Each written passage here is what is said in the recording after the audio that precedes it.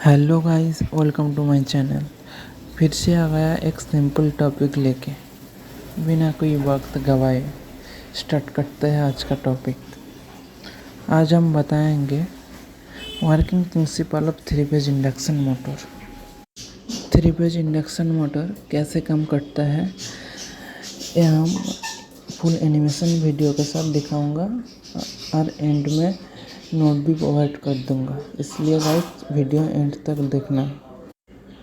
This motor का working principle देखने से पहले इसका कंस्ट्रक्शन बारे में कुछ नॉलेज होना ज़रूरी है।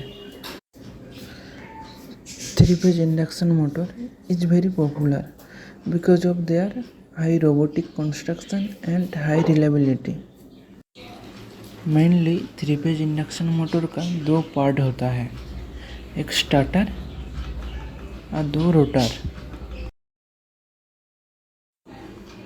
Starter is made of number of stamping in which different slot and cut to receive three phase winding। ये वाइंडिंग कनेक्ट होता है थ्री फेज एसी सप्लाई से, जो इस स्टार्टर का अंदर रोटेटिंग मैग्नेटिक फील्ड सेटअप करता है। यूजुअली ये वाइंडिंग स्पीड सर्कल का थ्रू पोल बराबर होता है। रिक्वायरमेंट स्पीड का हिसाब से नंबर ऑफ पोल मैटर करता, क्योंकि number of poles inversely proportional to synchronous speed. Given by this formula ns equal to 120f/p, where ns equal to synchronous speed, f equal to frequency of apply voltage, p equal to number of pole। Rotor consists of cylindrical laminated core with parallel slot that carry conductor bar। The conductor are heavy copper or aluminum bar which fit in each slot।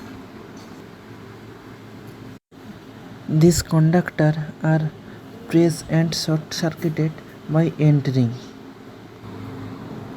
the slot head not parallel, it had little skew। A reason for this skew: number 1, they reduce magnetic hum or noise। Number 2, they avoid stalling of motor। अब start करते हैं working principle of three phase induction motor. I think construction से थोड़ा idea हो गया कैसे induction motor काम करता है। जब स्टार्टर वाइंडिंग कनेक्ट होता है थ्री फेज बैलेंस सप्लाई से,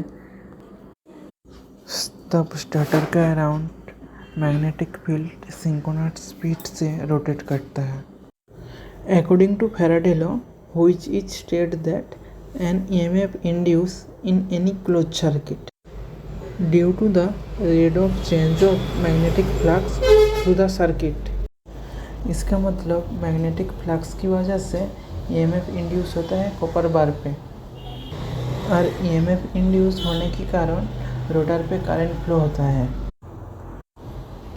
We can find direction of current by Lenz's law। इस करंट की डायरेक्शन वजह से रोटर घूमने लगता है।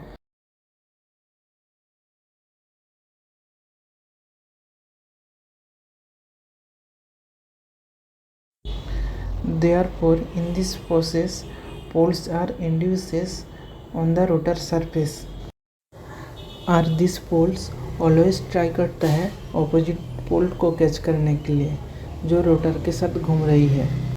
ऑपोजिट साइड भी सेम होती है। रोटर पोल ऑलवेज ट्राई करता है स्टार्टर फ्रेम वाली पोल को कैच करने के लिए, but they can not achieve the same speed.